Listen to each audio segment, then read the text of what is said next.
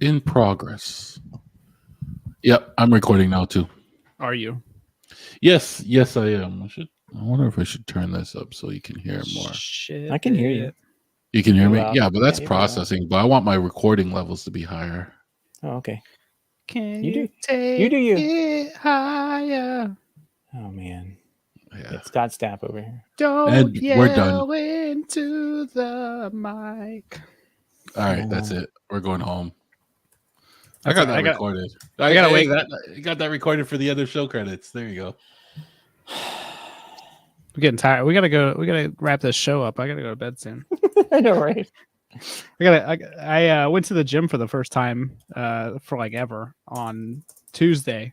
Nice. Putting some cameras in the bathroom. And my arms are killing me. Yeah, trying to get them up there in the ceiling. It was really tough. Yeah. Really shoulder workout there. No, there's like a new gym in town, and they do like private, like one-on-one or like 4 people classes. Oh, And, that's what I'm for. It sounds pretty nice, honestly. I've joined a couple gyms, but like I'm pretty like I think like a lot of other tech nerds, I really don't know the proper ways to work out and stuff. So it's nice doing it in a small group where you're not like judged or like holding up a group. They judge. Like, damn, this 30-year-old can't hold his arms up above his head for more than 5 seconds. You happen to never be able to install a camera. Like, well, it's starting to get bad. I like struggle when I'm like installing speakers. I'm like, oh man, I've been up here for like 5 seconds. I'm already dying. That's a new business idea. A personal trainer that geared towards integrators. So You run up and down ladders installing stuff. Don't Don't drop in the CEDIA wall. course. Yeah. That could be a That's CEDIA funny. course. Let's CEDIA recommend course, this to yeah. James. Yeah. James, like, if you're listening. Work on those back muscles because you're bent over. You're terminating those ends. You're You terminating can't pick a that TV end. up like that. Yeah.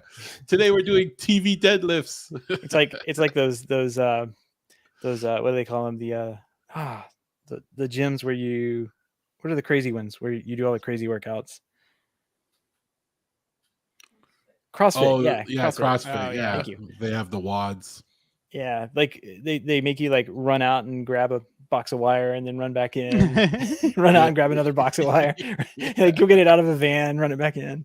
Then when you Quick, gotta up load the it- ladder, down the ladder, up Yeah. the ladder. Well, we all Go meet at grab the a CEDIA toolbox. Expo next year. We should do that as a class. yeah, that's what we could do.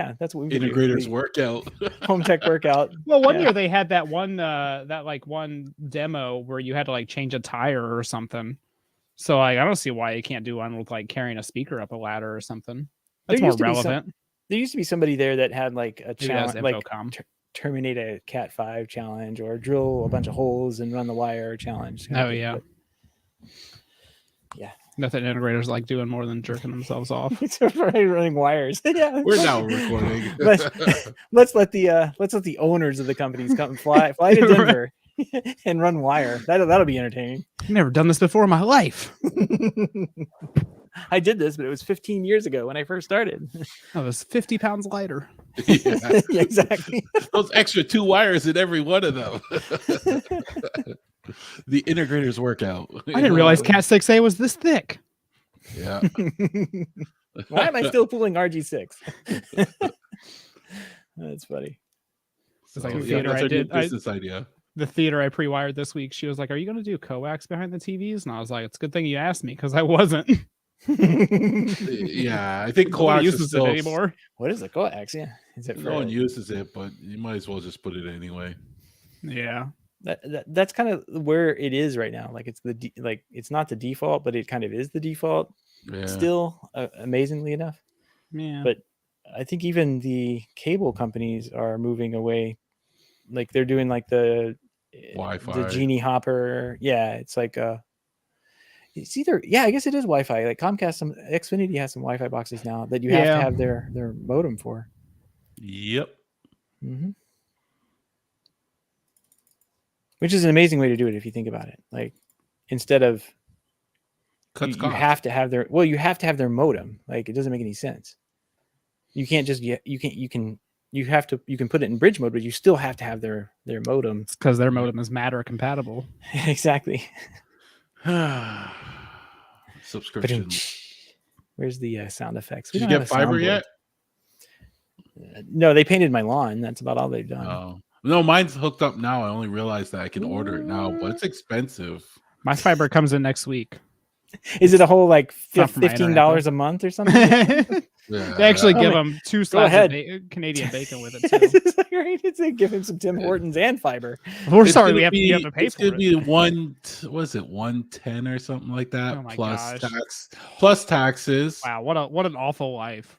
Just No, but you horrible, have man. to I'm think so ahead. sorry. You have to think ahead that they'll be raising the prices. So this year's price is not next year's price. I'm That's so true. sorry. Yeah. You know, It's very sad. Very sad. and I'm just paying that difference. Actually, I should see how much I'm paying now because then I'll get both upload and download.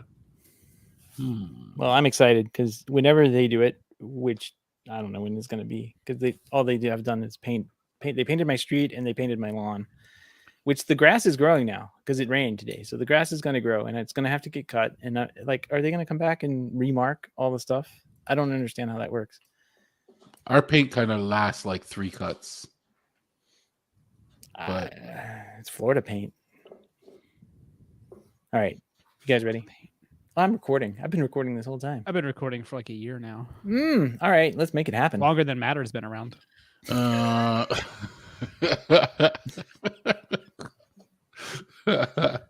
And on that note, I'm done. I'm done. Thank you. I'll be here all night. Is Matter going to have like a song? When TJ was singing, We that should earlier, come up with one, right? we can pay somebody on Fiverr to make one. It just doesn't really matter. I just Not That song yet. doesn't really. I always think of the Rock saying, "It doesn't matter what you think." They I'm just gonna said edit all that they're in. gonna update it, but who actually knows? That's what I do. I'll edit the Rock in to introduce our Matter segment every time we talk about Matter. It doesn't matter, and then that'll be it. then we get sued by The Rock. Yeah, I know. He's a nice guy. I don't want to get sued by him. All right. He'd probably beat us up. I mean, he could. Like, for real. All right. Let's see. Episode 410. That's correct. That's November correct. 4th. Oh wow, look at that. I went to update everything. I still don't have the script part at the bottom for whatever the thing I keep missing. Oh, the after the pick of the week, but that's okay. I'll stumble over that when we get there. Let's go ahead and go. Yay! Finally, We got one person in there. Hi, one person. Hi, one probably person. me. Let me close the window. Oh, it was a fake out. Oh, No, there might be one person. We have a stalker. Ooh. I don't know why we can't all chat through the chat thing here. I but wish we could. Yeah. It's annoying having to open YouTube and deal with that. I Mhm. know. Hey, we got an only fan. Yeah. I didn't realize you were making that kind of content, Gavin. Wow. Yeah, the cable porn really draws in those viewers. All right, let's get going, Seth. Just me wrapped around a bunch of cat sticks. Who would want to see that? Oh, bad visuals. Bad visuals. Yeah, I'm trying to make a little banner to go across the bottom. It says "Send Gavin money." I can't read it because it's on one of these. Never mind. All right. Send Gavin money. You know what? That's a good banner to put up. Throw it up. All right. Let's go. Okay. Yeah. Episode 410. Yep. That's where we are. All right. This is the HomeTech podcast for Friday, November 4th from Sarasota, Florida. I'm Seth Johnson. From Powell, Ohio, I'm TJ Huddleston. And from Pickering, Ontario, I'm Gavin Campbell. Welcome to the HomeTech podcast, a podcast all about everything that matters.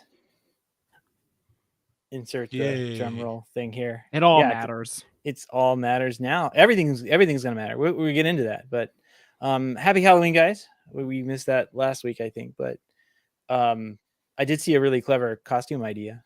Did you guys dress up for Halloween? Not this year. You know, Yeah. not much of a costume wearer. I dressed as a Hawaiian person. I'm not really sure what that means exactly. But when I did we did like a candy by the carload event for the city of Powell, I think like a week ago now.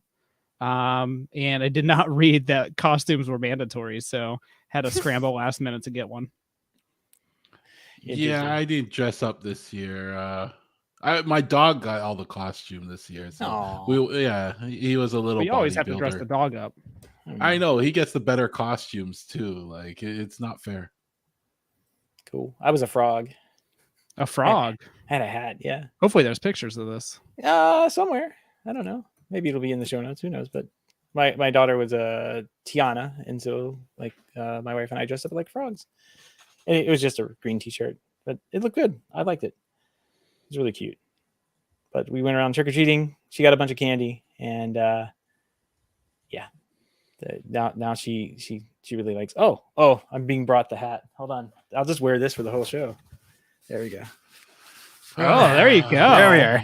Man, that All looks right. like that landscape speaker we found on AliExpress or Alibaba a couple years ago. It does. Oh, that's great. Very similar. There you go. So yeah, picture that Ribbit. green shirt. Yeah, it really worked. All right. It doesn't really work. Perfect. I don't know why you don't wear that all the time. I don't know if I could take you seriously with that on. No. Well, let's talk about Matter then. All right, let's do it. Big Matter news. well, yeah. Okay. So big Matter news. Matter launched today. 190 devices certified, and 20 new members, or more than 20 members. Let's see. Had a big launch event today in Amsterdam, where the CSA hosted all of the Matter people, I guess, to show off their wares. They have lighting, smart plugs, smart thermostats, smart shades, smart sensors, and smart locks. Everything's smart. That matters right now. They also announced 4 new device categories that'll be coming in the next few years, including, in addition to cameras, which is on the roadmap, home appliances, robot vacuums, and energy management stuff. So they announced garage door controllers with electronic gates. Seems like that should have probably been on the first part. Kind of a miss, if you ask me. Environmental quality sensors would be good to have. And then smoke and carbon monoxide detectors, also kind of a miss, I think, for the version 1. Should have been in there. And then ambient motion presence sensing. So I think that has to do, I don't know what that has to do. Like, wouldn't that be in sensors? It's kind of weird. I'm not sure what the difference between ambient motion and presence sensing is, but I don't know. What do you guys think? Did you guys see anything in here that was going to, you're going to run out and grab as soon as it became Matter compatible? Nothing at all. I know some people are very excited for Matter. I'm kind of excited for it too, but I'm more excited for Matter like 1.1 or 1.2 when they start, adding. There's some other devices that they're going to be adding. I'm looking forward to that. They'll be ironing out some of the wrinkles, stuff like that. So I'm actually looking forward to it. I'm still waiting to hear, my hub of choice is Habitat. I'm waiting to hear what they do. If they're listening, I'm waiting. But it's good to see like a lot of motion. 190 devices. They say Eve is getting it next month, December, I think they said. The others said next year. So it's good to see that 190 devices, 80% of them are flavors of a light bulb. So it's very exciting. Well, everybody loves lighting. I mean, how could you go wrong without lighting?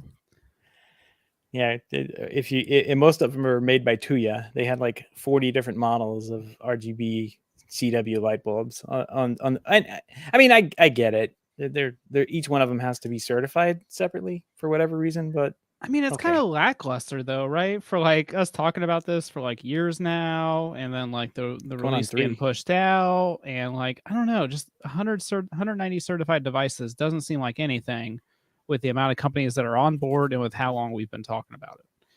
Like all these companies should have had access before it became certified, right? Like, so shouldn't adoption be a little bigger by now?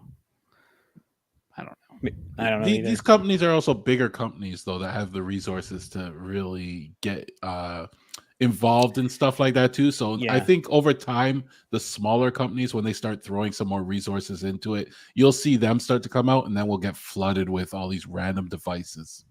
Yeah, that's a great observation. The big ones we saw were like Tuya, Amazon, Apple, Samsung. Xiaomi. And I mean, like you said, those are the big ones. They're the ones that were part of the working group, I'm sure. So they were just kind of all over it and got it done first.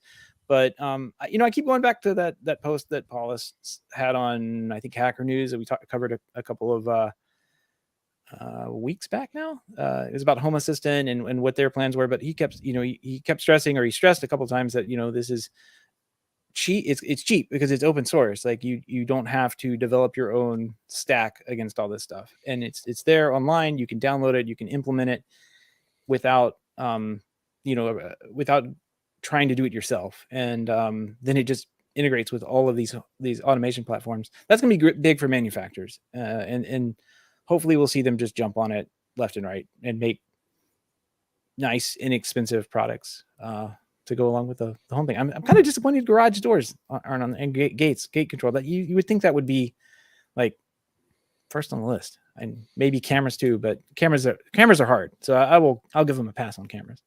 Yeah, and I think we'll definitely see a widespread adoption with this, just because the technology behind it is so cheap.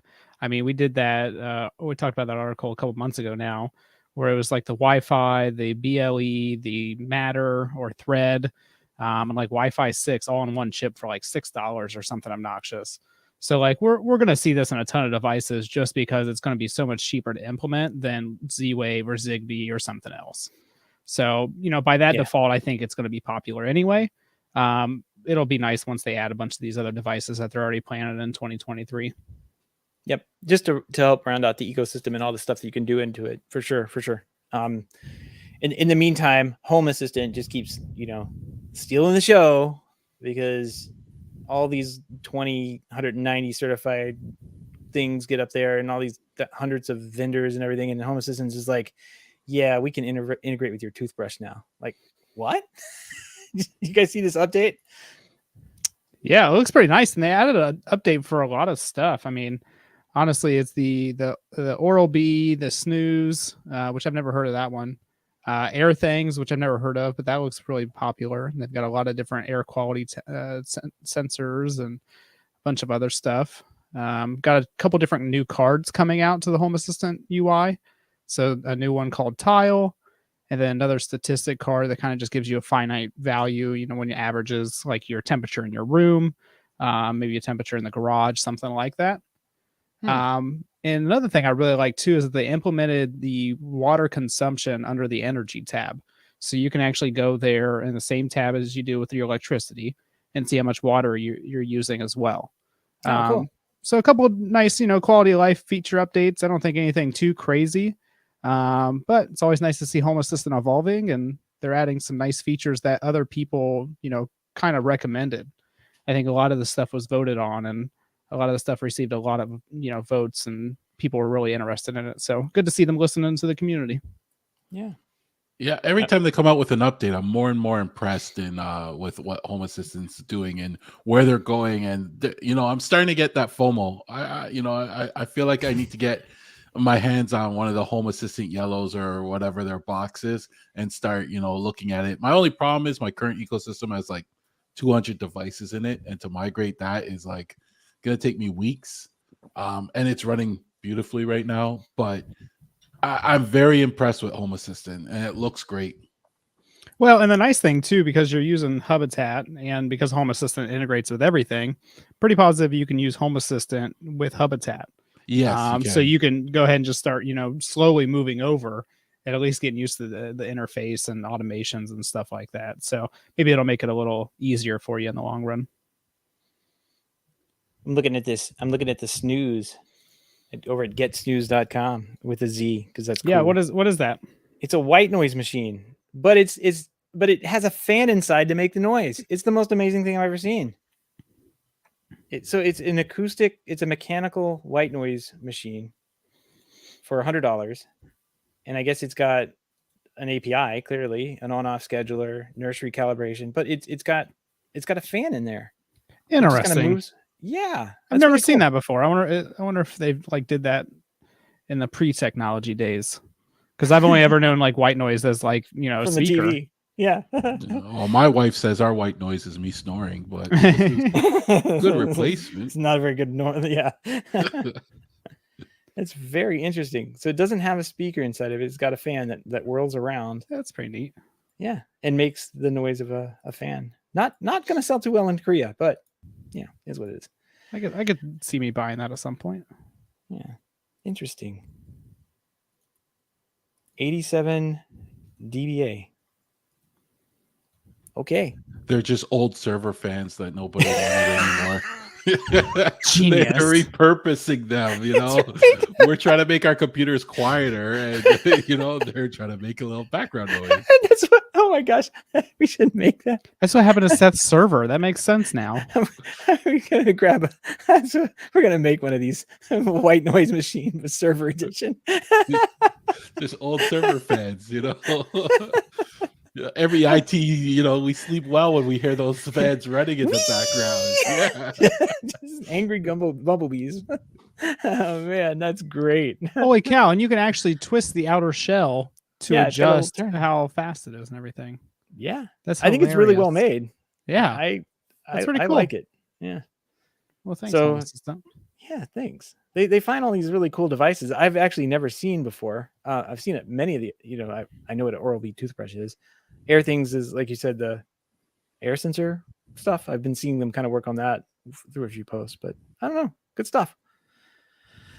One day everybody will catch up with these guys, and of course they're going to have Matter soon too. They'll have a little plug-in thing dongle that you can get. Yeah, the Sky Connect. Mhm. I'll let you know when I get mine. Well, it'll connect to nothing but the Sky because there's no Matter products for it to connect to until next year. Evidently, that's what they're saying. So It happens. You have time. That's right. I don't even have a shipping date. So, all right, guys, I'm going to take the Matter hat off now. And every time we you talk have to about keep Matter- that on. No, I'll put it on every time we talk about Matter. I'll okay. just keep it here on my desk. Might as well just keep it on because it seems like we'll be talking about it a lot. At least I took a picture of you wearing it, so you keep that for later. All right, great. Oh, that's the worst picture ever. You wouldn't Go stop get- talking. I couldn't get a good one with you with the hat on, All right. What do you say we take the Matter hat off and jump into some home tech headlines? Let's do it. All right. As a result of supply chain hurdles and financial constraints, a 4-year-old smart lighting company, Oro, is suspending most of its company's business operations effective immediately. Kind of some big news this week.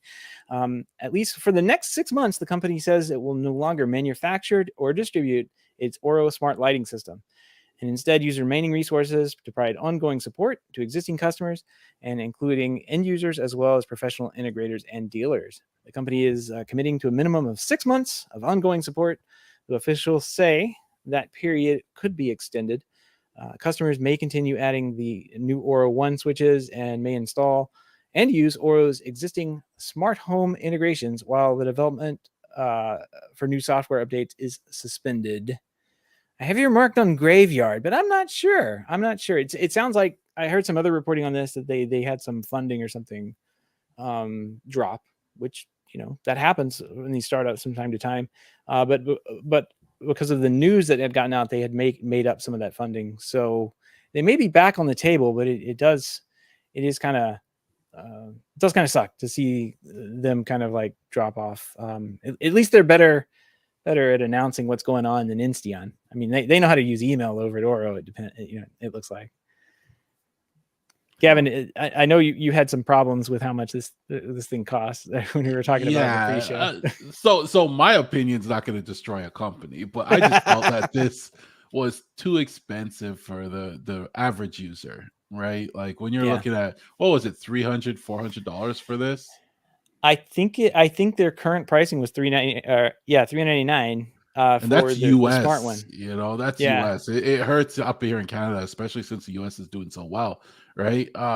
So I just, I personally wouldn't do this because you'd need a few of them in the house. Like you wouldn't just want one, you'd want like at least 4 or so. And that's a big investment, and for that price, you can pretty much replace every switch in your house with a regular Z-Wave, smart switch. With scene controls and stuff like that. So it was a nice looking device. I just don't know if we were the right market. They went towards the integration market too, right? Yeah, I think for a while they were targeting DIY installs, and then went. At that point they were $299 for the Switch, and then they ended up bumping up $100 and saying, "Hey, integrators, you want to make some money? We got about $100 in here for you." So, Yeah, I don't know. They also came out with some less expensive, like I think like other in lighting or something like that later on that didn't have the little touch screen built into it, didn't do all the same amount of things. Like you really only needed one of these devices in the room because it had a ton of stuff in it. It had like intercom built into it, integrations with like Philips Hue and could change your colors, your thermostat, all sorts of really cool stuff. But really, if you did like 10 of these in your room, you had 10 light switches and did 10. I mean, that's incredibly expensive, but also incredibly useless. Like you can't intercom from this switch to this switch, like that's 2 inches away. Like Yeah. you want to intercom to a different room, and that's where it makes sense. So, and then if you want intercom, like intercom's built into, your Amazon A Lady, right? Like you have other devices. This is just doing stuff that other this devices looks already better. do. It does look nicer, but it's just doing stuff that we already do with other devices, right? Yeah. Like, so, for that price point, it's a little tough. I don't know who wants this. Like, the only thing I can think of, we were talking about it before the show, is like I used to go to these houses that had like those like 4-inch touchscreens on the wall, and they're just so small to like use for anything normally. I don't really see the appeal of this. Like, it'd be different if it was like a 7 or 10-inch screen on your wall, but like, I don't know, maybe I just haven't used one enough to like fully justify it or something. But I just don't see the appeal of this small little screen on your light switch. Yeah, I can see that. And the biggest thing I liked about it is that it can be a keypad with like they show one on their website, probably about halfway down, where you have an Oro and it has like 4 buttons on it. I think that could be useful because with all of the other things that we've talked about and that are in our database over there that you have to get the buttons engraved. DPDBB. Yeah, you got to pay for that every time. Like if I wanted to change out what a lighting scene is and the name of it, I just relabel it on my app and it pushes an update to this thing. So I did like that. I did like it as like a quick control surface like that. So but did I want one in my house? No, not that badly. So, not for $300 a device at least. And in my house, we tend to just like, hey, just yell, like, where are you? It's like not very far away is the answer because there's only 3 rooms. So yeah, and there's exactly. And there's definitely a reason they went after like integrators, right? Because like Yeah. normal consumers have a panic attack if you tell them to spend $50 on a light switch. Most of them are just gonna like die if you tell them that they're gonna spend $300 on a light switch. Yeah, They just that's just such a huge jump from what is normally acceptable and what you can buy for $300 or $400, whatever it actually costs. That's a ton of light switches in itself. So Right. I mean, it's a big ask for a lot of people, I think. It's definitely it looks like what it could be, a pro focused product. Now I have gotten the pricing wrong because the Aura 1 is $299. So I guess we got that wrong, but I've been saying it's $100 more than that. Well, and they have a smaller slim one for like $149 as well. But I think that's the non-touchscreen one. It's like just the buttons or whatever. Yeah, it's just got dimming. It's got their sensors and they say intelligence, but that just means it integrates back to whatever, it detects if you're in the room and turns on the lights and that kind of thing. Mm-hmm. So that's cool. It doesn't have all the other neat stuff like media control and Sonos control and all if you needed that and wanted to put that in your system. But again, like you said, it's a small touchscreen. You're gonna have to walk up to it, swipe back and forth until you find whatever you want to do, and then like press the button. So and most switches are like an awkward height. So like, wouldn't you have to like stare down at it all the time? Like, yeah, yep. There's a couple of builders that we worked with that put the switches almost at waist height because it was kind of like it's Florida, so they were pre-planning for like wheelchair access to the homes later on. So yeah, all of the switches in the entire house and the outlets were actually brought up. Usually, I think they're like 12 inches off the floor or whatever. These were up maybe 10 more inches above that. Like it was substantially, it was noticeable. Like you didn't have to bend down all the way to plug an outlet in. So yeah, this would be very difficult to use in one of those houses. Homes. And like I'm looking at my light switch across the room in my office here, and it's roughly the same height as I am sitting down right now.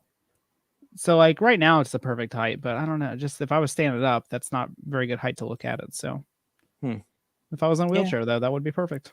Yep. I'm looking at mine too. Yeah, I don't know. it would be okay.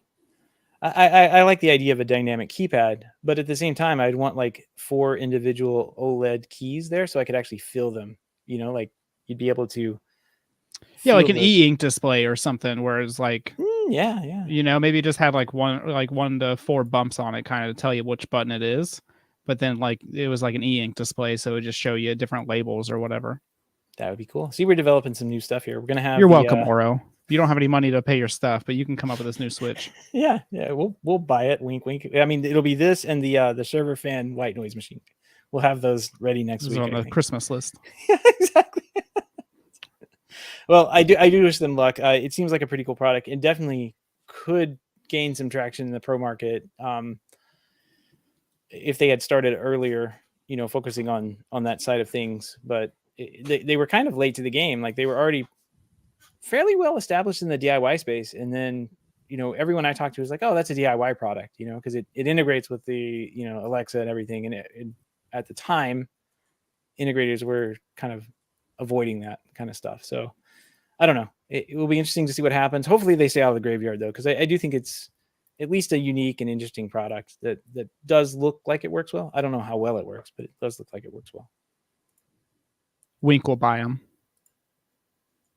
Yeah, I kind of think if anybody was to purchase them, it would be like an integration friendly, like Snap company. AV. Or I mean, yeah, if we're spending anybody's money, it's going to be Snap AVs. But like, I don't know, Nice could buy them, right? Like that's true. It would fit there. That's true. So they could tie it in with either their DIY lineups or their professional lineups. So yeah, seems like a good fit there too. And they really don't have any of their own Switches right now, so that would be perfect. All right. All right. Well, one product may be going away, and then we got a new product here from Blue Sound. It is a speaker. It looks like Blue Sound is known for kind of trying to go head to head with Sonos for whatever reason. The notes went away, but I'll find it. They've come out with a latest speaker. It's called the Pulse M. It's a $450 speaker. It kind of looks like the Sonos S1, about the same size, standalone, and it can be integrated in with a second Pulse M for stereo, or you can match it to a sub to get better bass, or kind of just like the Sonos one, like you can integrate it with one of their soundbars for a 5.1 system. Looks pretty interesting. It evidently people say it sounds a little bit better, has maybe a bigger woofer in it or something. So I don't know. I know that this is kind of like an alternative to Sonos, but at the price, it's kind of almost the same price, isn't it? As a Play One? Their products are a little more expensive than. Is it more expensive? Sonos. Okay. Like this one that they're talking about is like $500. When a Sonos one's like $200. Yeah. Oh, okay. But I mean, I don't know how it would compare to like the Sonos 5, which is $500. So, but in typical, I mean, they've got very comparable products to Sonos. They're always a little bit more though. Like I think they have a very nice sound bar, but it's like $1,000. They have a audio streamer, but it's like $500 or $600. So very comparable. Supposedly a little nicer quality, a little higher quality as well, like for the audio itself. I've only used them once or twice before, so I can't really speak of that, but I know a lot of people like them. Mm-hmm. And it's probably one of the most recommended against Sonos. Like if somebody doesn't want Sonos for whatever reason, a lot of people usually recommend Blue Sound. Gavin, you gonna dump your Sonos for this? No. I just got my Sonos. So like I'm relatively new to the Sonos world, so I'm not gonna dump it. But Sonos has a lot going for it with their sound bars, their 1s, their 3s, their 5s. The headphones that are rumored, and if they're not rumored, we're starting that rumor. I don't know. I the price point, it puts it in like a premium. What else do they offer? Blue Sound they've got in terms of. They've got a sub soundbar, and amplifier, streamers. Yeah. Basically the same concept. Yeah, Sonos kind of has like a hold on the market I see right now. So Blue Sound has a long way to go. But the good thing is people are talking about Blue Sound. People like it. I've heard nothing but good things about some of the stuff they have. So with that being said, I mean, they could make some. They could make some moves. Yep, it's got AirPlay 2. It's got 20 plus streaming services. High res audio, 24-bit 192. So Does it have a voice assistant? Yeah, it says it has voice control. It's hand-free commands. It's probably kind of the same as Probably just integrates with some or like Google or something at that point. Yeah. Maybe. I'm not sure. These seem I to don't be know. standard things that you have to have now if you're going to come into this ecosystem.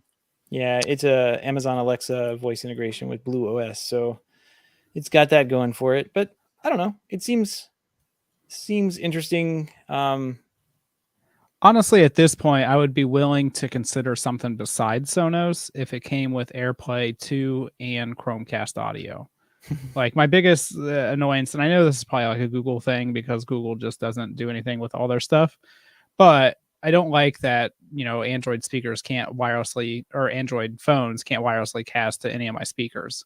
But if I have an Apple, phone or tablet or something, it can. So just wish that was a possibility at this point. Maybe if they settle that lawsuit, you'll be able to do that one day. Yeah, maybe. Yeah. Yeah, I think one of the bigger selling points for Sonos was that it has pretty good software. I don't know what Blue OS, we talked a lot about the hardware, but the software on Sonos has traditionally been pretty good, at least up until they redesigned the app. It was excellent. And then they redesigned the app and it was like, but still, like, I go into the app, I hit play, and it works every single time. It's fairly easy to group these things together now that I know how it works, for the past couple of years. But I don't know. It seems like the integrations that Sonos has really been what it kind of shines with, I guess. And I don't know how Blue compares, but it's good to have a competitor, I guess. I clicked on the wrong website for Oro, and there's a Get Oro, but there's also a Drink Oro, and I guess it's a pineapple juice company. So that's the problem. Just poor brand recognition. Everybody thinks they sell pineapple drinks. So now I'm looking at like this pineapple upside down cake drink is what it is. And you're gonna put a pineapple drink in my wall? I don't really understand. I'm gonna buy one of these. They're not $400, $37.99, not $2.99. So I might get one of these. Yeah, and they're in production too. So 12 of them. Dang. Blue Sound sells a Vault 2i. It's a high resolution or high res 2 terabyte network hard drive, CD ripper and streamer. So take your CDs and store it on there. $1,400. Wow. I guess if you have CDs, that could be popular. Well, heck yeah, it'll make it nice and easy for you because ripping CDs sucks and it's so time consuming. Yeah, I mean, I would send them off to a service if anybody ever asked me to do that. Like, just find somebody online that does it. Just buy Spotify. Yeah, well, sometimes people want to have their exact library, like they have special stuff that disc gets messed up. Yeah, so I could see that, but I would definitely ship that off to a service. It wouldn't not be something I did. An audiophile grade sound bar for $9.99. Their stuff always looks nice. I mean, I don't know. Maybe I'll play with it more one day. Let us know. Maybe it won't have as many network issues as Sonos. That's my biggest gripe with Sonos, right? Is that, like, for some reason I feel like you have to baby it when it comes to the networking. Like everything else in the world kind of just works, like minus like distributed video. But like Sonos, you have to like hardwire a speaker, you have to do this, you have to do that. Just doesn't just work. See, I've knock on wood, never had that problem. Like, yeah, once or twice I had an issue with that. It was really early on, and it turned out to be like you shouldn't plug in multiple Sonos devices. You just plug in one and let it do its thing. And then the installers were like, well, I just wired all of the Sonos devices up into this switch, and it just got a spanning tree loop or whatever going on. But yeah, and the only issue I ever had was interference with my Wi-Fi network in the Sonos net. So once I changed the channel on Sonos net, everything's been beautiful since. Yeah. Yep. All right, let's move on here. Well, not content to be the Michael Moore says Sonos will kill a managed network. No, I wouldn't say it will kill a managed network. Sonos will kill anything. It won't work very well on a managed network if you don't have it set up right. Sonos will come for your family if you're not watching out. All right. We heard you talking about the headphones. Yeah, yeah, exactly. We know what your you know. kneecaps. All right, let's move on here. Not to be outdone by YouTube, Apple is also increasing the prices of its Apple Music and Apple TV Plus subscription services. The Apple One bundle is also rising in unison. The Apple Music monthly price is upped by about $1 in individuals for individuals and $2 for families. The Apple TV Plus is rising $2, which only has one tier and supports family sharing on all plans. So here is the breakdown. Apple Music basically going from $9.99 to $10.99 for the individual, $14.99 to $16.99 for the family, and Apple TV Plus going from $5, which is one of the lower priced. I don't think we ever really talk about Apple TV Plus. Like it's very has been one of the lowest priced, and now everybody's gone way above what they were. But $4.99 to $6.99, so up $2. And for the monthly price. And if you do the Apple One individual, $15 to $16.95, family $19.95 to $22.95.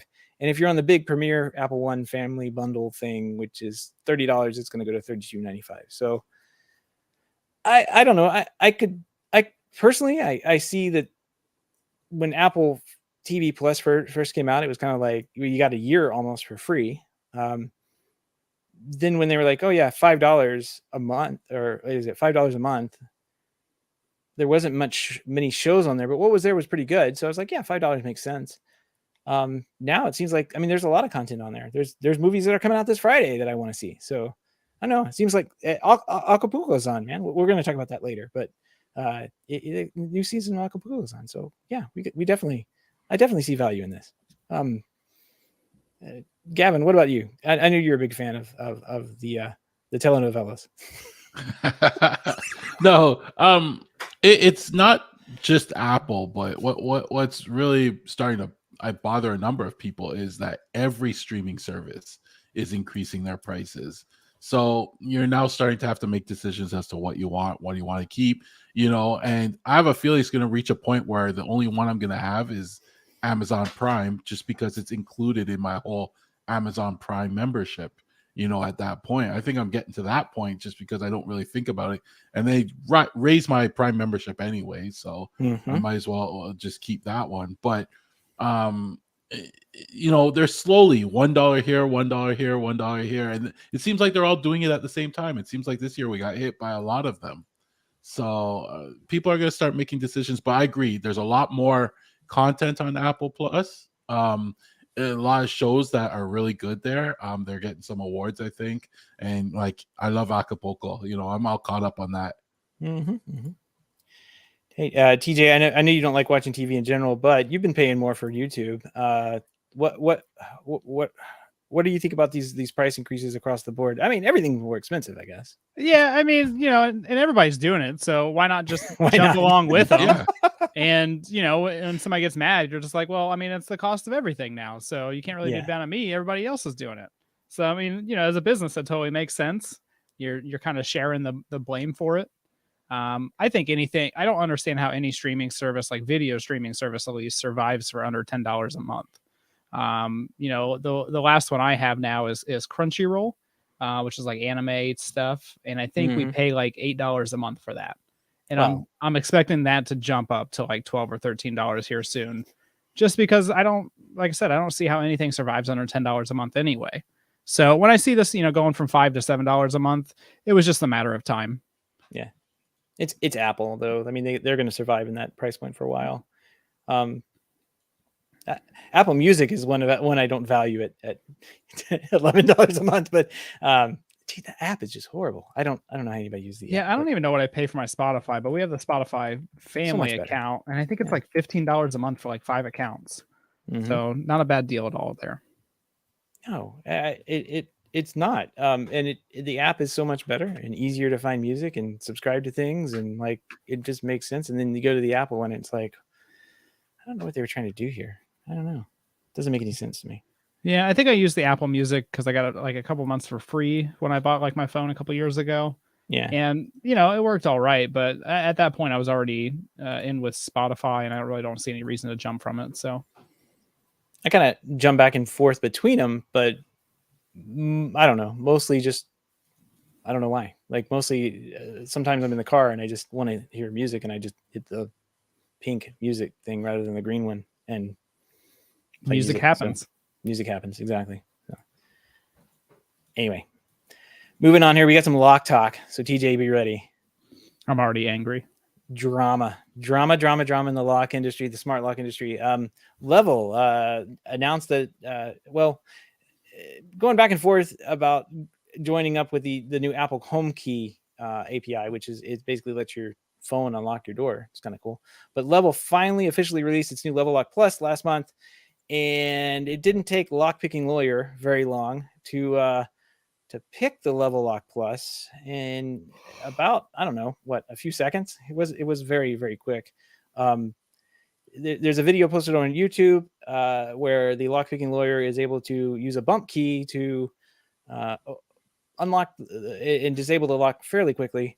He describes that this kind of attack is a low skill attack, quote, low skill attack, and it's a $329 lock, and it should not be vulnerable at that price point. So in between this video coming out, Level has actually responded and said, probably the worst possible way, and said, these kind of break-ins only account for 4% of all break-ins.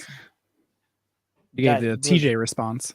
Oh my gosh, that the dumbest PR move right there. I mean, but whatever. So anyway, TJ, we've been kind of talking about this before the show. Using a bump key to break into a house, is that low skill or not? What are we looking at here? Using a bump key doesn't really take much skill. I mean, lock picking in general doesn't really take a lot of skill. It just takes know-how and it takes patience, right? And just because you're really good at picking locks doesn't mean that you can pick every single lock that's out there. Unless you're the lock picking lawyer, because literally that's what he does. Like he just picks every lock and quickly. Like he does them so fast. And I'd love to know how long it actually takes him to pick these locks before he starts recording, but I'm sure we'll never know that. But I mean, in reality, you know, kind of just like what Level said, and obviously they shouldn't have said it because it's just a terrible response, is like nobody's going around picking your locks, right? Like if anybody's going to break into your house, they're just going to try to smash your door in. They're going to smash your window. They're going to try to steal a key, all kinds of other things. They're not going to sit at your lock and try to pick your lock. One better here. They just walk up to the door and they open it because you left it unlocked. That's right. Yeah. These things always make me laugh because like your average criminal is not carrying around lock picking tools. They're just not, because there's other ways into your house that they're going to get in quicker and they're going to leave a lot quicker. I can see the argument that you're paying $300 for the lock. It should be a little better secure.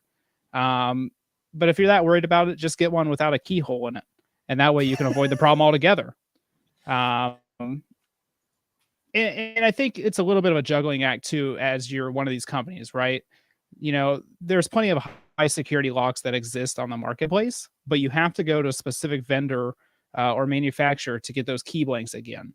So instead of just being able to go to the hardware store and get a key made for $4, you have to go to a locksmith, or you have to go back to the original company and get a key made for $20 to $50 sometimes. And a lot of people are not going to be happy about that. So as a company, can you imagine paying $329 for the Apple lock that you bought at the Apple store and then having to pay $50 for a key anytime you need it? No. And that exists. I mean, there's brands out there like Multi-Lock and a couple other ones where it's like, you know, they have really nice keys. There's like a little pin in there that kind of moves around, and that's how it, you know, passes the test or whatever to know it's a real key. And it's, you know, $50 to get a new key made. And you can only go to certain locksmiths to get it made because they're the only ones that carry that key. So I don't see this as a big problem in the long run. I can see why people would be upset, but I don't know. There's just different things to worry about, in my opinion. Gavin, have you watched the video? This looks pretty easy to you. Is this something you could do? Oh yeah. After watching this video, I was like, I felt like a pro. I was like, you know, I was ready to go picking locks, but then you always like rain on my parade. You're like, just kick in the window next to it. And I'm like, yeah, That's true. It's much easier if I just take a stone and throw it through that window. So I'm not gonna. But it would be nice to know how to do this for those times you lock yourself out of your house, right? Like, there will be one day when I gotta get into my own house, and it would be nice to have a little bump key around. Where's this bump key going to be at though, Gavin? It's going to be in your house that's locked. That's true too. I'll store a bump key at my neighbor's house. In case I need to break in later. And like, look, you can buy a just store a regular key at your neighbor's house. Yeah, so you guys are just raining on my parade here, You can buy a lock picking set for like $30. I mean, that's all you need. So I'll just kick in my own window. It's $5 for a key at Home Depot, though. Like, just all right.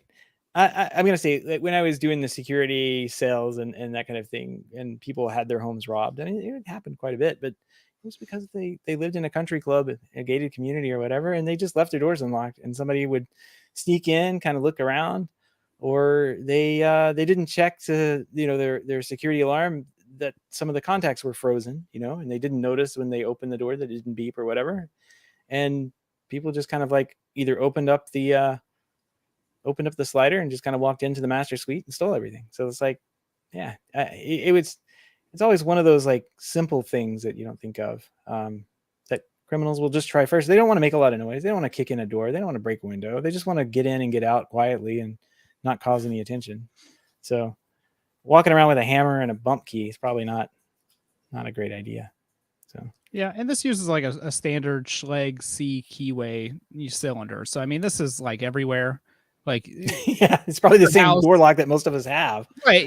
At your house, you either have a Kwikset or you have a Schlage, more than likely, or the parts come from those companies. So you probably have this in your house already. You just didn't pay $300 because it's smart.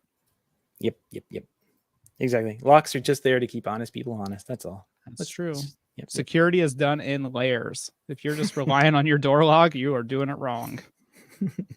And at least with this, if it was picked open, you would get notified, right, that it was unlocked.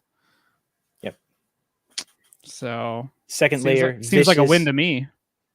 Second layer needs to be the vicious attack dog at Gavin's house. Ring helicopter camera just attack you. All 14 pounds of him. It's adorable. Vicious. You just have to put the right costume on. Some padding. I'd say he was a banana. He's gonna slip on you. All right. Well, all the links and topics discussed tonight can be found over at our show notes at HomeTech.fm/410. All right, got nothing in the mailbag this week, but we do have a pick of the week. I think Gavin came out with this one and had a pretty good I don't know what headline for this, but I went and looked at the Reddit post, and it says the ring window bell spotted in the wild, and this is kind of wild.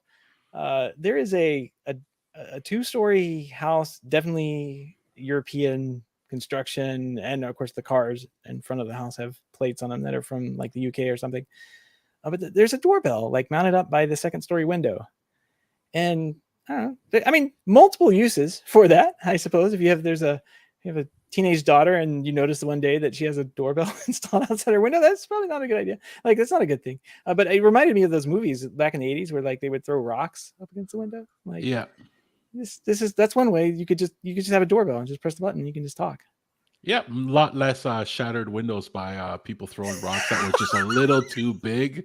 A little too hard. Yeah, a little too hard. I wonder how many times that happened. But yeah, if your kid has a Ring doorbell cam outside their window, there's some questions that you need to start asking. Yeah, maybe what the login for that Ring thing is. If I were a parent and I saw this, I'd set up a Ring outdoor camera pointing down at the Ring doorbell camera so I could see who's coming in with my own login. Yeah.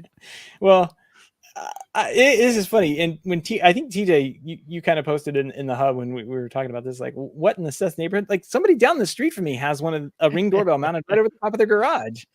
I don't know. I guess people use them for cameras. Must have got the same idea, know.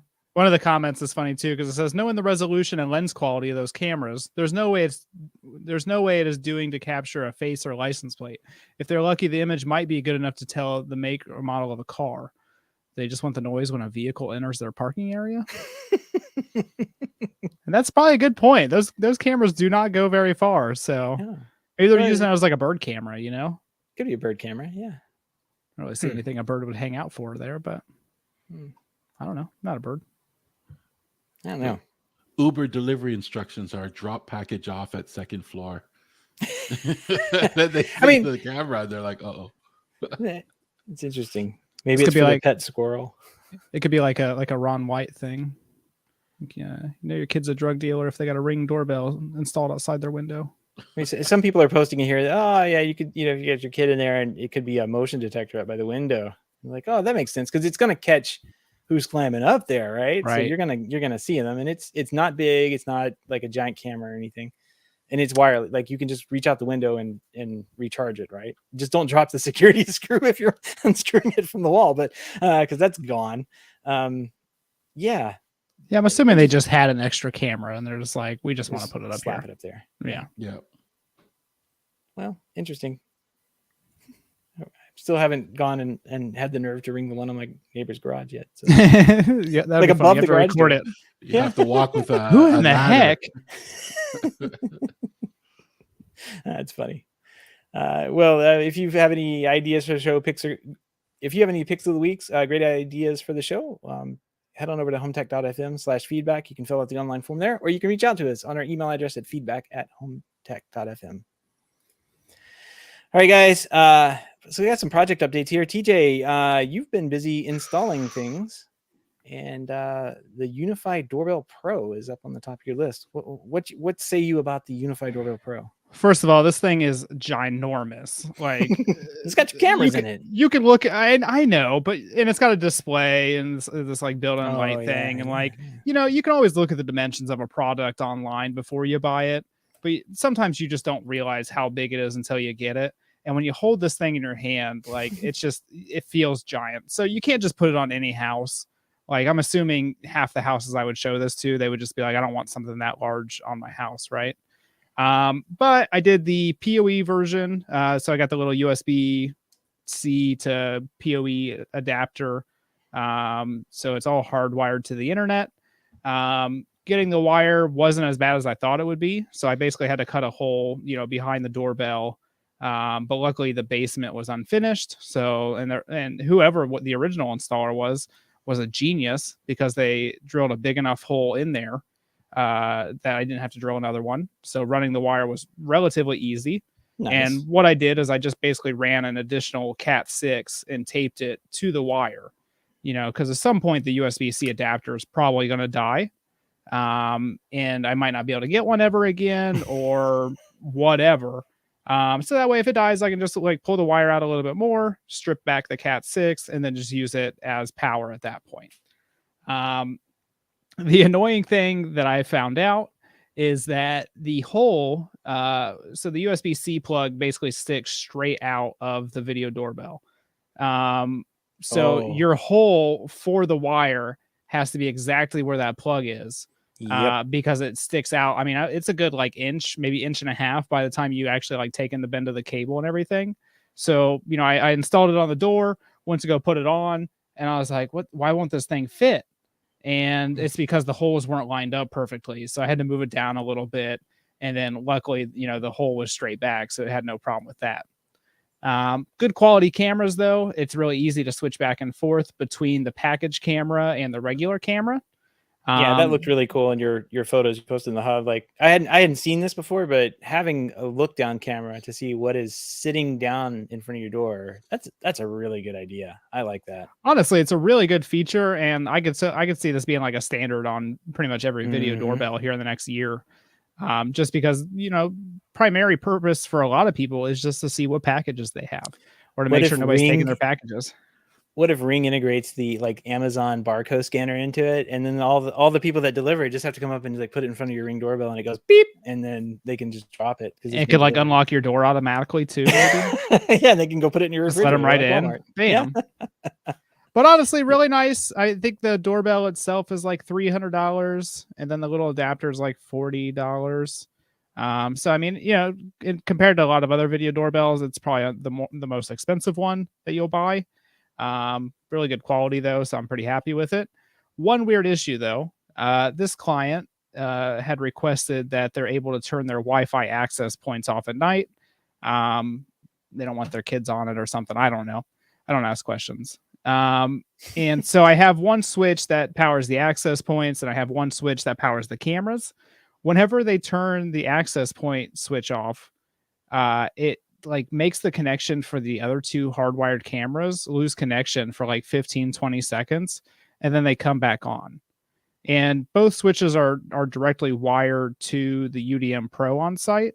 So I'm not really sure what's going on in the background that's making these hardwired cameras lose connection, but some kind of weird thing going on right now with that.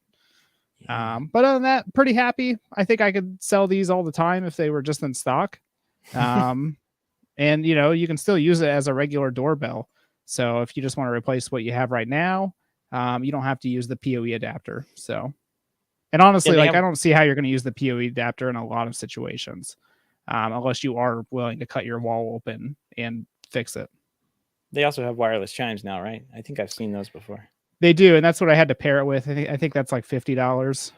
The wireless chime is kind of silly though. It only has one chime, like one tone. It's like $50. You can adjust the volume, and that's pretty much it. So I'm hoping that kind of changes in the future. And if they would release a PoE version of that as well, that would be nice, because you have this nice PoE doorbell, but then you have to use a wireless chime. So, yeah, the Ring released up the game this year with their Halloween sounds. Like they had, I mean, it was like full on like messages, from a joke from Dracula or something like that. There were a bunch of them. I thought usually in the past it's been like you can play on the chime inside, but this was actually playing out of the doorbell when people came up. And see, that's a good idea. Yeah, that was pretty cool.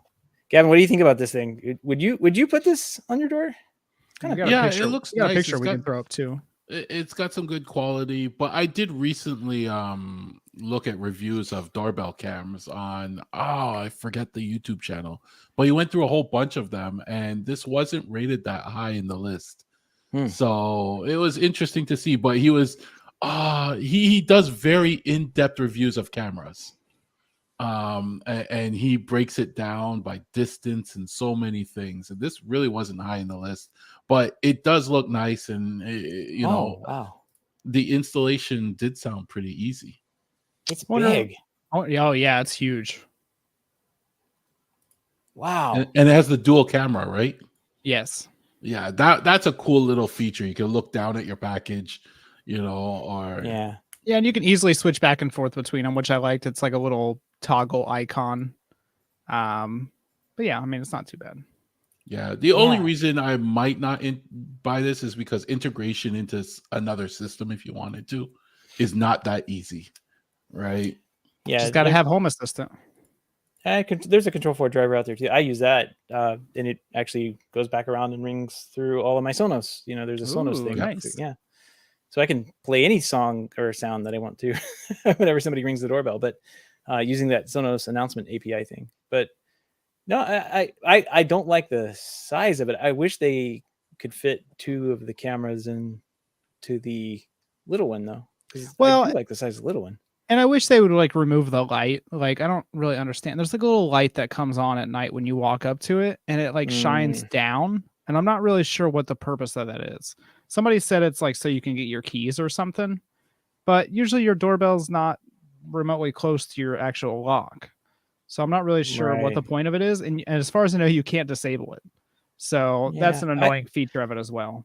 Mine has that too. Honestly, it's not a great light, so I really don't notice it that often. But I do like that it well, there's the G4 is the one I have. It's not the Pro.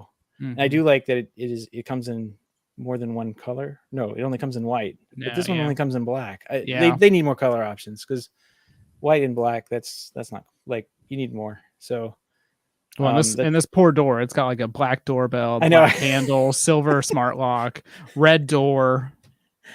As I say, you were good to go with it, whichever one they wanted, because the hardware doesn't matter. They don't care. So, and there's like that's funny. Yeah, overall not bad, and I would use it again. So awesome. give it a shot. Well, thanks for the install. I've been curious about those. I have never seen the interface, and when you posted those pictures, I thought it was really cool to see the look down camera. I really now I'm jealous. I've got the FOMO kicking in, Gavin. Like I want that. It's a Set up your serious alerts. illness. I want that. Yeah. All right. Well, Gavin, any projects on your end? TV shows? Did you watch your Taskmasters like we were supposed to? I didn't get caught up on Taskmasters. I failed that. I didn't get that homework. Sorry, but there is a new show I'm binging this week called Blockbuster. And yes, it's based in a Blockbuster store. It's like it if you're a fan of like Community and Superstore, it's a similar type of comedy. They're like the last Blockbuster, and they'll go from there. I won't ruin it for anybody, but that's on my list to binge this week. So if you, like I said, if you're a fan of Superstore, give this a shot. Cool. I've got a Blockbuster T-shirt on tonight. Oh, there you go. Very perfect timing. Fitting. Yeah, exactly. I've been seeing this pop up on the advertisements. I'll have to give it a shot. Well, I did watch. I did take a look at Taskmaster. I watched the first one, season 1, episode 1, and I get it. It's interesting. The tasks that they were doing were the let's see. They ate a watermelon. They drew a picture of a horse, and they emptied a bathtub.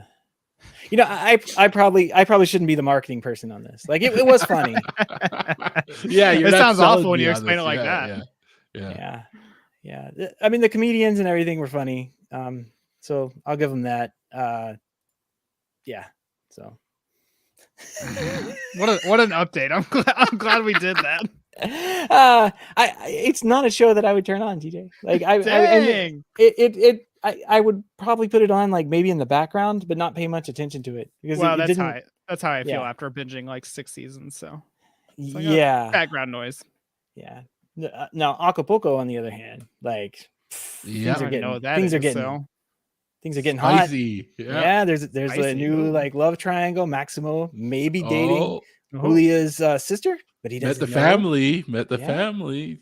Oh, the family's all there. Yeah. No. And Memo. Oh, what is he doing in the pool now? He's in the pool. He's not in the laundry room anymore. He's moving up. Memo's my favorite, I think. Yeah. He's hilarious. I love how they made him sit by the pool the whole day. Yeah, that was awesome. You're missing out, TJ. You're missing out. It sounds like it. I don't even know what you guys are talking about. Well, I mean, there's so many storylines in this thing. I don't know how they're going to put it all together, but it's basically a telenovela / Days of Our Lives version. But I do stick to Taskmaster. Never mind. Yeah, it's you definitely can't like not watch it. It's in the background. I can put it on, but the problem with what they do is they speak both in English and in Spanish, depending on where the actors are and what they're doing, and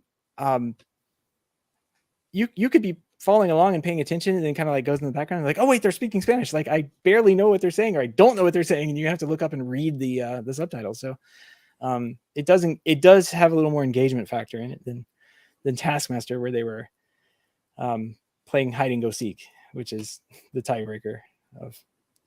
I mean, I guess it's a show. Like it's fun. Like they seemed genuinely funny though. I did like that they had to put up like personal effects or something at the very beginning. That was funny. Oh yeah. When they were always interesting what they bring. Yeah. And the jokes they have very, it's almost like one of those writer room shows where you're in like they have very smart comedians there that are very punchy and very good with their jokes. And they're just basically just spitting them out. And however they edit the show, like it's perfect. It's like they do a good job of that. So I will give them high scores on all of that. Comedy, editing, perfect. Tasks? I don't know. It's in the name, man. It's Taskmaster. Like it should be grand tasks, and they're like drawing a picture of a horse. You have too high hopes for British TV. Yeah, I guess so. I don't know. Again, it's definitely one of those you can throw on the background. Like yeah, absolutely worth. I'm not saying it's the best show in the world. All right. I don't know. You had me. That was pretty good, but You just crushed all that. I mean, I don't even know if it's good anymore. So Yeah, wow. he loved this show so much. I You know. just I've been making him cry. Maybe I just have yeah. terrible taste. Well, I do. One conversation with Seth, and TJ's ready to give up his favorite show. I'm going back to my Game Warden shows. I was supposed to say it's probably better than the Game Warden show. You haven't even given the Game Warden shows a shot. So No, not gonna. I'm surprised they haven't done it in Florida yet. They could catch the people catching all of the boa constrictors down in the Everglades. I've seen some videos of that recently. These guys like pulling out these giant snakes. Like, how do you even see that in the wild? I don't know. Like, let's follow crazy. Jim as he wrestles a large alligator. Yeah. No, thank you. So, all right. Well, that's it for this week, guys. We do want to give a big thank you to everyone who supports the show, but especially those who are able to financially support the show through our Patreon page. If you don't know about the Patreon page, head on over to HomeTech.fm/support, where you can learn how to support for HomeTech for as little as $1 a month. Any pledge over $5 a month gets you a big shout out on the show, but every pledge gets you an invite to our private Slack chat, The Hub, where you and other supporters of the show can gather every day. And man, it's been active in there over the last couple of days. TJ, of course, giving us updates on his doorbell install. Was actually pretty cool to see because I hadn't seen one of those. So, and thanks for that picture of me in the hat. You're welcome. In there, yeah, I'll have to repost that, I guess. Gotta have something. We got somebody famous in our Slack, James from Home Play, who's just been nominated to the CEDIA board as part of the Slack channel. So come in there, rub some elbows, Yeah, we should probably try and get him on. He's probably an easy guest to get on. I mean, we'd have to work around schedules and everything. He's in the UK, but he's got some. You saying he has nothing better to do? That he's an easy guest to get on. He's not very busy if he has time to be a board member. I mean, true. Owen will probably stop coming to the chat if we invite James before him. So I know we got to get Owen on first. We'll just put him in on the same show and just kind of slide one in. We should have put. I'm gonna have to put in the show notes this wireless speaker that Greg put in early in the week. That should have made it into the pick of the week bundle as well. But it's a what looks to be a serving tray that you can put your phone into, and it amplifies the speaker. Yeah. So anyway, kind of funny there. There's always funny stuff going on in here. So anyway, check out the Hub. If you want to help out the show but can't support financially, totally understand. Just appreciate a 5-star review on iTunes or a positive rating in the podcast app of your choice. That is it for this week. Everybody, have a great weekend. Take care. That's DJ. Bye. Too much pressure. Too much pressure. Gosh. All right. Thanks, Ty and Michael. It looks like tuned in. We had a couple people in. Yeah, that's nice. Very nice. 3,000 years of longing. Yeah, Ty, I saw that. That was actually pretty good too. Oh yeah, Seth, what happened to your lawnmower robot? Yeah, lawnmower robot. I have put. I have pictures. So whenever I get done with that, I had to put electrical in. So I got my electrical run for it. I got an outlet right next to the outdoor spigot. It's got to be safe, I guess. And then, so those are done now? The electrical is in a conduit to where it needs to go. I just need to hook it up in a panel. I hope I have a space for it, but if you hired somebody, it would have been done weeks ago. Yeah, you're probably right. And then I got to run the wire around the whole yard after I mow again. So after you mow, but that'll be the last time. So hopefully, we'll see. Till it breaks. Oh, and it will. It will. Yeah. I've been doing fun stuff here. I'm like cleaning out back there. I've got all that kind of organized, but like I put in the LED light up on the garage door holder thing. So just having fun here in the garage. I got it all cleaned out where I can actually move stuff around. So yeah, been busy. Just haven't been able to finish anything yet. Well, and I'm doing all kinds of stuff. Just nothing fun, Yep. Yeah. It's getting ready for the holidays, getting ready for traveling. Blah. Christmas tree. Yep. Black All Friday. Christmas tree. Not anytime soon. My mom called me this week she wants me to come over to lift all the Christmas tree, out of the basement and all the decorations and everything for her. Problem is she lives like an hour away. So I'm going to drive an hour to lift up a Christmas tree upstairs and drive an hour back home. I almost want to pay somebody just to do it for me.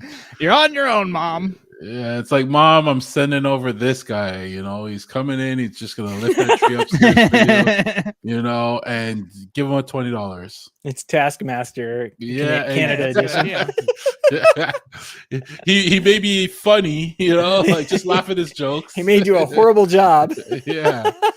But like you had one thing to do, just lift that tree upstairs. That's it. That's all. That's funny. Yeah, TJ, everyone's excited for Christmas. This Unify thing came with a template, a paper template. You could have used that and figured out where the hole needed to go. I throw the template away too. Don't. Yeah, I probably still wouldn't have accounted for it because it was still within like the hole, but it wasn't like exactly where the USB-C was. So yeah, I have where I mounted mine. The ring is going to be it because it's concrete block and like the wire that is left over from the actual doorbell is about an inch long. Yep. And I have it beanied and just kind of like shoved back in the hole, and I'm like hoping it doesn't fall in there anymore because you can't make a big hole. Like these doorbells are not an inch wide, so just get this one. It's 500 feet long. So it was 6 inches tall, 2 inches deep, or 2 inches deep. Maybe, I don't know. Maybe it was 2 inches wide, 1 or 2 inches deep. This one covered up everything. It was just like whatever. Maybe that's what I mean. You put don't do any patchwork to fix anything. It's just put this over it. Yeah, and the other one was pretty big too. I mean, I have the existing one, and it was roughly the same length as the actual doorbell or the video doorbell. So nowhere near as wide, obviously. Or you put in the little angle thing. It looked like I did. Yeah. Yeah, good, because the original video I was going to suggest that the original pictures you showed us. That is with the angle. Oh, is that with the angle? Yeah, the angle's not much. I think it's only like 15 degrees. Yeah, I think you need more angle. Yeah, they don't make one though, so I have to get one from like Etsy or something. That 3D print. Yeah. Where that's almost exactly how mine is. Like my door, I have one window on the side, but I don't have the other window on the other side. So mine's almost exactly in the same place. And when I didn't put the angle thing in because it was one of the original Ring Pros, and it looks straight out. So half of the picture is the wall and the other half is the rest of the picture, but then there's another wall. So it's kind of just like, doesn't matter. Yeah. And I have some angle adapters that I bought off like eBay for the regular Unify white one. And they sell them for like $20 or something off eBay. So they make them. I just don't know if they make them for this new one just yet. Probably not, because nobody can get it. Open source lawnmower project. What? Now you're going to get me. See, I'm never going to get this thing installed, Ty. Dang it, I should have got that one. No, I'd be like, oh, it's an open source lawnmower project.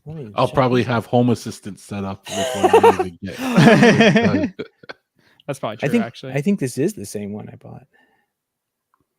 Like the outer shell that it looks like he's built a main board, but interesting. I'll have to see, man. Thanks, Ty. Jeez, Ty, just got to ruin it. He was almost complete. But this looks really cool. Almost. It's got a Raspberry Pi 4. Makes yours look so cheap. It's got a Raspberry Pi 4. Do I have one of those? Oh, man, that's going to make it way out of budget. Never mind. What about a Pi Pico? Pi Pico. I don't know what that is. I think it's a little one. You're going to screw it up, Seth. Don't do it. You're going to screw it. Next thing you know, it's going to be across at your neighbor's lawn, cutting their lawn, all through their garden. It mows down into the creek and starts floating away. Yeah. Shows up in Lake Ontario and somehow. It was a Here's a $600 lawnmower that now is because I DIY'd it and did all this stuff is now $1,400 or $4,000. Yeah, interesting. I don't know. I am on the Open Mower. Where's the? Oh, there's the link for the website. It's on GitHub. My open mower for my backyard. Now, stop giving us ideas. Projects. We need more projects. Hurry. GitHub. What's it based on? And XC. They have their own. I don't care about it if I can't use it with Home Assistant. That's probably all they have. When I lock my van, mow my grass. Yardford Classic 500. I mean, let's see. Search with Google.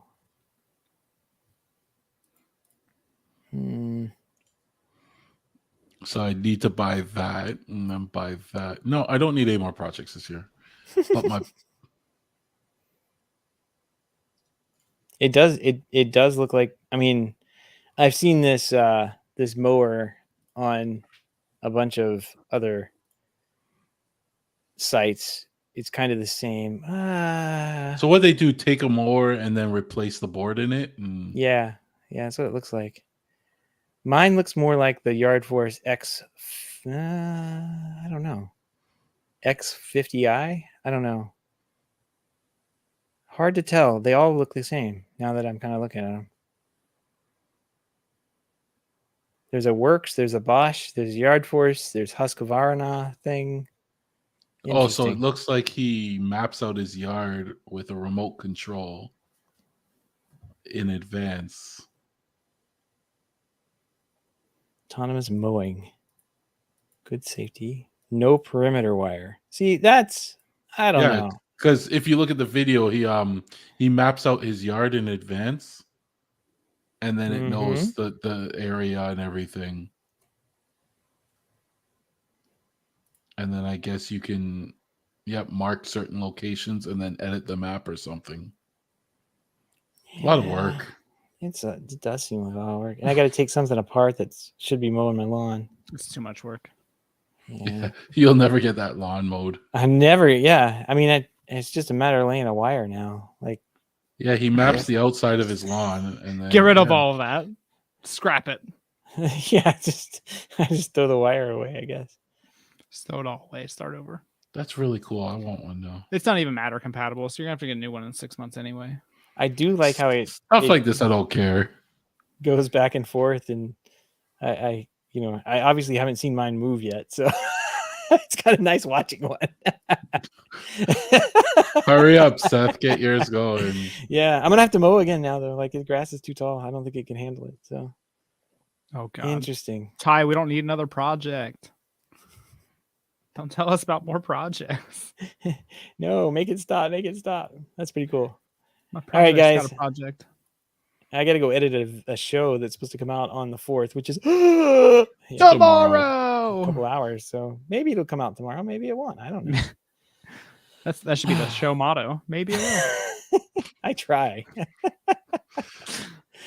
Look, more power to you. You're the only one that does it. So whatever you get done, it's good enough for me. I'm just happy to be part of the team. Yeah, I mean, Gavin and I, we just talk. You do all the work. So yeah. No, it's definitely appreciated. I don't think I could do it. I was thinking about like how all the other stuff we did. Wow, it like drives up. I like how his can drive up over the bricks, pavers. Yeah, I know. I'm looking at it too. It's kind of cool how it maps out the. It's not going to mow the bricks, but I had to make like well, it wasn't the end of the world. I made a smaller. I had a garden or a flower bed or something that I ripped all the stuff out a long time ago and I had just recently moved some plants from the front of the house to the side, so I didn't have enough to like fill all the way down. So I was just like, well, what if I just in the flower bed here and I can put the outlet there, and that gives me enough space to put like the launch. It has to have like 6 feet in front of it or something like that. So it gives me enough room to put in the pad where the recharge station there, so it can go out. Interesting. This is sped up. So much work. This is a lot of work here. This guy went crazy with this. Does it have like a LiDAR sensor in it too? No, it just looks like he just maps out the yard, so you can't leave anything on your lawn. You better not leave anything on your lawn. There's one that's similar to this with the GPS thing that's got that has like a local little device that like makes it even more accurate, like a little local GPS thing that you plug in. Now you're getting more expensive, right? Yeah, I mean, it was like I've been looking at the price of this thing. It's like $1,400 everywhere, and I got it for like 600 something before Prime Day. So I really don't know. I must have gotten a good deal, a camel deal, I guess. But yeah, clearance. Yeah, I don't know. I'll take it. Seems good so far. It's a little outdoor lawnmower. Anyway, if it doesn't work, then I already have another 2 lawnmowers that I can use. So You'll have to manually mow. like a monster. All right. Yeah. You guys have a good night. Thanks, Ty. Thanks. I think Michael's probably long gone. Yeah, but Michael. Yep. Thanks for showing up, and I'll see you guys later. Bye. Thanks, guys. Bye. I'm uploading the show now.